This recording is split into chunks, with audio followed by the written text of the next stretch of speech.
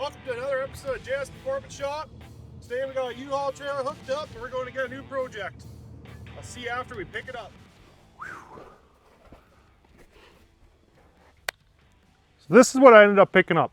This is a 1992-ish Chevrolet GMC. I think it's supposed to be a GMC, but it has Chev stuff all over.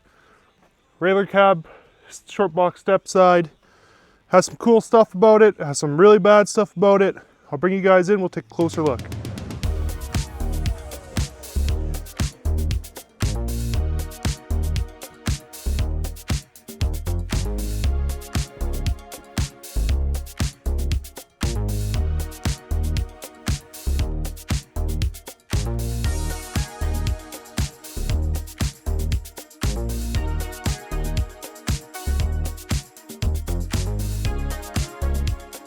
Okay, I figured we'd start with the body. It's actually in fairly good shape. This is probably, honestly, the worst of the rust, because anyone that knows these trucks, these bedsides are actually like a composite fiberglass, and they're bolted to a steel box. So this part's steel, this is fiberglass. So this is just a little bit corrosion happening, a little bit on that side too, just on the lip. Not bad at all for these trucks. The fiberglass is in pretty good shape. I think this is the worst spot here. It's an easy fix. Cab corners, rockers have all been done. They're actually in really nice shape. There's another little weirdness here. I'm not sure if it had like a fire or something, but the hood's all, it's all soft here. And I've had like 15 of these trucks. I've never had that issue. Good condition windshield wipers. This arm's not bent at all. So this should still work great. Antenna's missing the bumper filler. That's probably because this is the wrong grill. This is a 94 Chev grill, and this being a 92 GMC, it's a totally different grill, totally different bumper filler, and even these pieces are actually, these ones here for an 88 to 93. A 94 actually has a little ledge that meets up with the grill. The bumper's in good shape. Air dam's in great shape. Those are always broken. Has some nice 17-inch moto metal rims. Not our flavor, those will probably be going away, but not in bad shape. Tires are even decent. I think they're 265s. This side's just as good.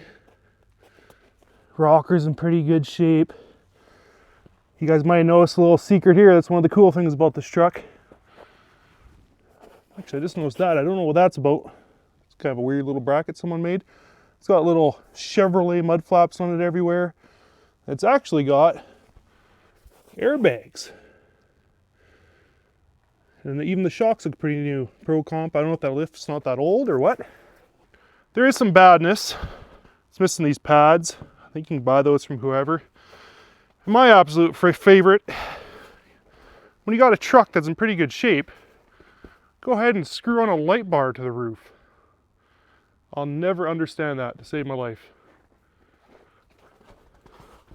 Just like every other 98 Chev alive, it's got some Chinese Euro style taillights. And also just like every other 98 alive, tailgate handle doesn't work. Tailgate's actually in pretty nice shape though. Came with all these goodies. Broken bowl bar, that'll be going away today. Bunch of trash. It's hard to see, but this is like a Eagle alloy, kind of this style rim actually. You know, bullet mags or whatever you want to call them.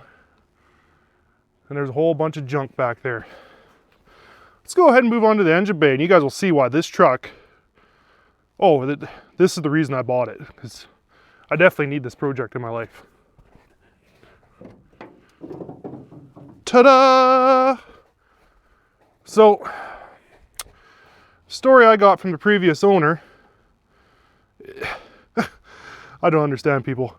When you have the most reliable fuel injection system, this is going to be kind of controversial, but I'm a big fan of TBI. So first thing I would do is remove the wiring harness, start stripping it out, slap a Marine 600 carburetor, an aluminum Q-jet intake with a Chinese adapter, and shove a random HEI distributor in it. I mean, why wouldn't you? That's what everyone else is going to do. So yeah, this is a big. Honestly, I'm not sure if it's actually as big of a deal as I thought. Actually, most of the plugs are here. I thought he cut them off, but now I'm looking. That kind of looks like an electronic spark module plug, which I think in 92 shouldn't be there.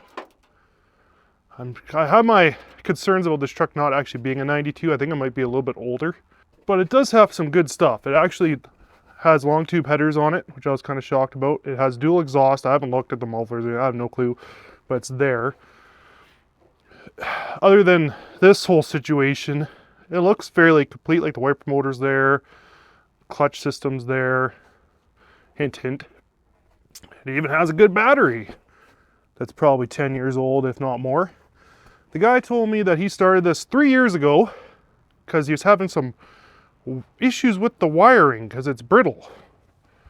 Well, I don't know. It feels like 90s GM wiring to me. It feels okay. He told me I was off the road 3 years ago for that, and he gave me the papers. And he said this last time I insured it, and it says 2018. So he wasn't very good at math. And then here, you know, because that wasn't a project enough. This I didn't understand either. I asked him what the hell happened here, and he goes, well, I'm putting a carburetor on it. I had to strip out the whole interior for the computer and wiring harness. Which is just, you don't have to do that, but okay. So he did give me a tote. I'll show you guys here in a sec. A bunch of pieces. I mean, this is another one of the cool things I've actually had and never had. I've had 15 of these trucks. Between me and my dad, I think it's 16 actually, or something close to that. This is the first 5-speed truck either of us have had. Currently, he has one that's a 4-speed, like a standard 4-speed, but I am kind of excited about that. I'm not going to say how much I paid for this truck, but whatever amount you have in your head, it's probably a quarter of that. It was one of those deals that I am coming right now. I went and rented a U-Haul trailer. I'm on my way. So, as I was on my way up there, the guy goes, hey, for an extra 200 bucks, I'll sell you the spare transmission, transfer case, and front diff I have. That just said sold without even seeing them. I'm not a 5-speed aficionado by any means. Obviously, I just told you guys I've never really had one. When I got home, I realized that this is actually an MV4500. And I think it's worth quite a bit, even if it needs to be rebuilt. Like, it's not a cheap transmission. I'm not sure what the transfer case is. I know it does have a manual linkage on the side here. I'm not quite sure what it is. The tag's pretty hard to read. And I think that's a 3/4 ton or 1 ton front diff. I think. Which I think is I could be wrong, but I think they're a 9.5. Maybe that's a 1/2 ton one. I'm not sure. Looks like it's missing a fin there. It's broken off. But it's there. I mean, that I wasn't too concerned about. This is not handy to have. I was actually going to sell it and make all my money back, if not more. But I don't know what transmission's in that. It should be a Getrag or whatever, or a NV3500. Who knows? So I'm going to keep this for now, because depending what we do with that, I might need that to hold power. Because I don't think, if that's the factory transmission, I don't think they're that good. This truck, I looked up the VIN, and it says it's supposed to be a 305. The guy told me it's a 350. I guess I could pull a valve cover and look at the head. Other than that, I mean, it's a small block Chev. It looks like a small block Chev. I think it turns over. We're going to see here in a bit. I might even get this thing running. I haven't really quite decided yet, because I think the other issue he ran into is, yeah, let's slap a carburetor on it, but let's not worry about the fuel system at all. And guess what? This block doesn't have a provision for a fuel pump. It's just got, if you guys know these blocks at all, they have the mount, but they're not machined. I do know, like, that fuse there is for the fuel pump. I believe that relay's for the fuel pump. I believe you take one of these gray wires hooked to 12 volts and you will get the factory pump to run. And the lines are there. But obviously being TBI, it's a little bit higher pressure. Not quite as big as like, you know, like an LS. It's more like 15, 16 PSI, but still carb wants like 5, 6, 7. Yeah. I think first off, what should we do here? Go ahead and get you guys set up on my little 72 Stepside here. If you guys are new to the channel, this is my other project, 72 GMC, true short box Stepside. I put a 5.3 LS in it, all done with Amazon, eBay, cheap as a hell. Cheapest I could go. So yeah, if you're interested in that, check that out. But yeah, I'm gonna set you guys up. We're gonna go through that tub of stuff he gave me. I haven't even gone through it yet. I don't know what the hell's in there. I can see there's certain things I know, but there's other stuff. And we'll kind of go over maybe a little bit of a plan with this truck. And I think we'll clean it up a little bit. My wife wants to be involved. It's actually for her because, well, I got this. However I point, I got this. So yes, I'll set you up and we'll look at that. Okay, so yeah, he threw in this tub of stuff in the truck when I bought it. Like I said, I haven't even looked at it. So first off, what I see is this aftermarket dash kit, old school Clarion stereo. That will probably be going away. This thing, oh yeah, 2012, nice and new. I mean, yeah. And my nice obsolete, no, my lack of floor in here is not helping me at all. If you guys know the Lego dash trucks at all, 88 to 94, this is the Lego of the dash. This is where your gauge cluster sits. It's actually in fairly good shape for one of these. The soft pad's actually not cracked all the hell. Of course, it's missing all the screws. I'm just hoping they're in here.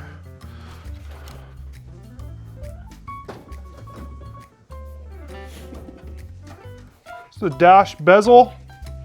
I actually have one here that has a super rare rear defrost. I had a parts truck. I actually had kept the glass and I ended up having a little fire in my shop and destroyed it, sadly.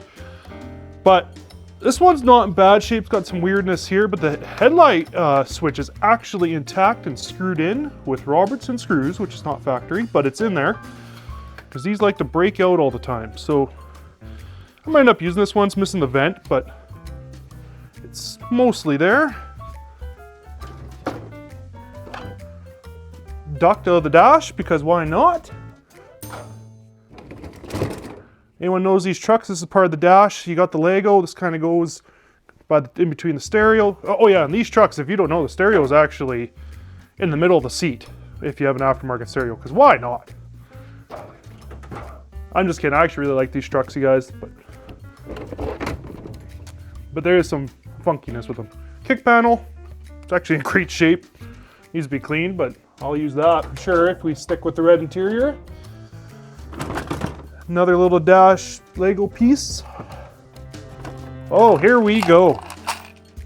Well, there's some of the screws. This is actually a delete pocket if you have a stereo delete, because these trucks had the stereos in a weird spot and you can't get an aftermarket stereo that size. And this one's actually a good one. It has a lip. I know that sounds dumb, but it's actually a big deal. They're hard to find. This one's in good shape. I'll probably end up using that at some point.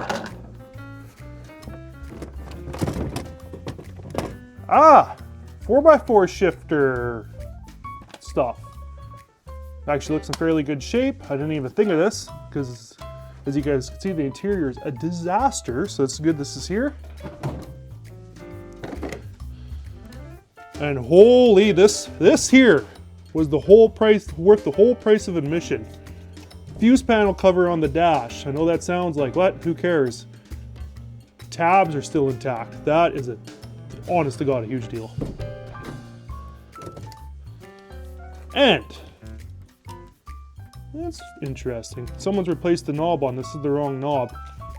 Heater controls. I don't know if you guys know, this truck is heater only truck. I'm in Canada. Air conditioning was around back then, but it had to be a pretty loaded truck to get air conditioning. Not everyone got air conditioning, so kind of sucks. I wish I had air conditioning, but it is what it is. These look fairly intact. They get pretty brittle too. It's a problem, these trucks are getting older. It seems to all function. Everything's intact. It's all mostly plastic, so that's good. And the last thing, gauge cluster. So this truck actually had the fancy gauge cluster. It's all, seems like it's all intact. It says 280,000 kilometers on it. Probably has that on it. It's hard to tell. With these, who knows, this gauge cluster can be out of any truck. I think 92 actually, and newer. Well, 92 to 94. But it looks to me like it's the, does it have the upshift light? That's one way you could tell if it's out of a standard truck. There should be an upshift. And yes, it has a light bulb in the upshift. So this probably is the original gauge cluster, if I had to guess. And the other way you can kind of tell this is for a standard, doesn't have the Prindle slider in it. It's blocked off, so it's for a standard. Well, here's the problem. That's all that's in there, and there's not very many nuts or bolts, or everything's unbolted in that damn thing, or wiring harness or what, so it's gonna be a good project. Just what I need. Oh no, my Clarion knob! Oh no! Well, that's great. There we go, back in business. Almost bit it. Let's see, maybe I can get this. These popped off. Got some tools to pop her off. Okay. Oh no. The one's okay. Ah! There we go. Any of you guys know this is actually a newer tailgate. It has the cables, not the straps. Big heavy duty 10,000 pound trailer hitch. Why not? It looks pretty new. Metal strapping.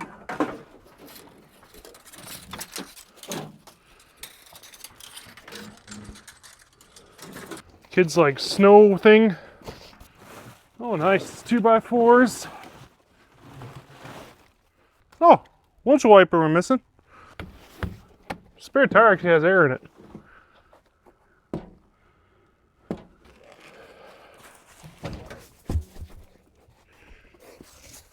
Is this a 16? I think it's a 16. Yeah, 265, 16.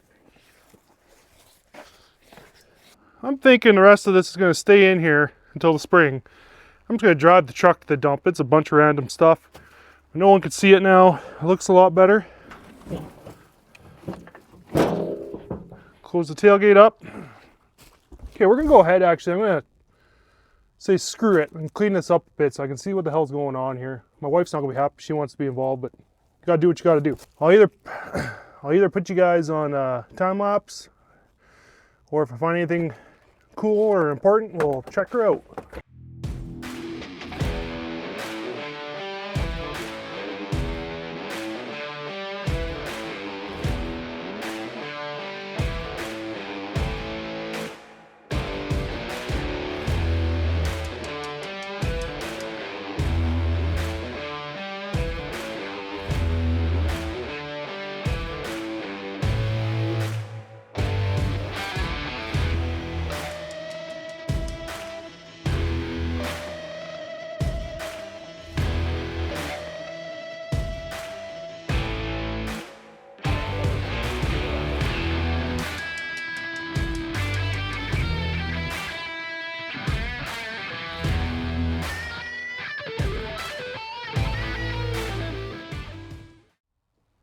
Okay guys, ran out of storage on my phone, that's what I'm recording with.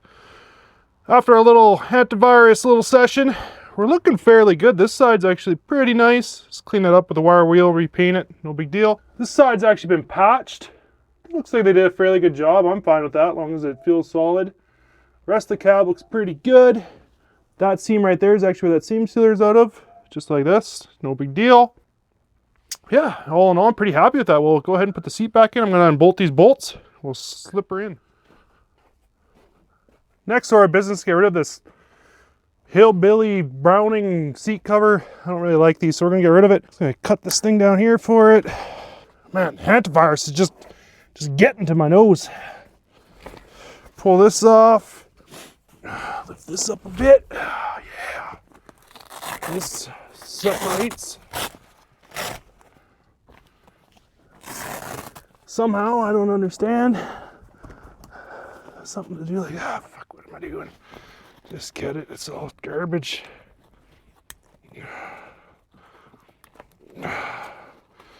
Oh God, should have brought an X-Acto knife. There we go. Fuck, of course. Okay, let's see here. What do we got left? Pull this around. Pull this out. Oh yeah. Cut this guy.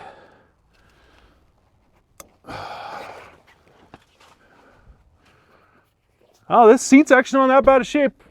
It's pretty typical, all screwed up over there, but I don't know, it's not that bad. Do a little cleanup on her. As you guys can see, you can actually see the potential in here now. Seat's cleaned up. As soon as I took that seat cover off, this truck now smells like every other 88 to 94 I've ever really smelt. If anyone has had these trucks, you know the smell. Just this alone, just what we did today, I could probably sell this truck for probably, oh, at least almost triple what, well, yeah, triple what I paid for it. It wasn't much. It was a really shitty ad, hardly any description, on an obscure Canadian Craigslist style KIJIJI site. All right guys, I think that's going to conclude our little video on our new project here. This truck had all the makings of a good project. Good price, posted an obscure location. It was KIJIJI. No one really uses KIJIJI anymore. It's a Canadian thing. It's kind of going away. Crappy description, and I jumped on it. It got posted. I'm on my way. Renting U-Haul trailer, I'm on my way. It was about an hour and a half away. Got the deal done, picked it up. So the question is, now that we've cleaned this up a little bit, next video we're trying to get it running, I think, the way it is, but what do you guys think we should do with this? What do you think is the easiest solution with the wiring harness in the engine bay? Am I better off putting LS in it? Try to get another throttle body harness. I think I have some throttle body parts here. I got an intake for sure, coil, maybe distributor, maybe a throttle body. I have to look. Let me know what you think. We kind of have an idea, me and my wife. I want to know your guys' thoughts. Leave a comment, and I'll see you in the next one. Thanks for watching.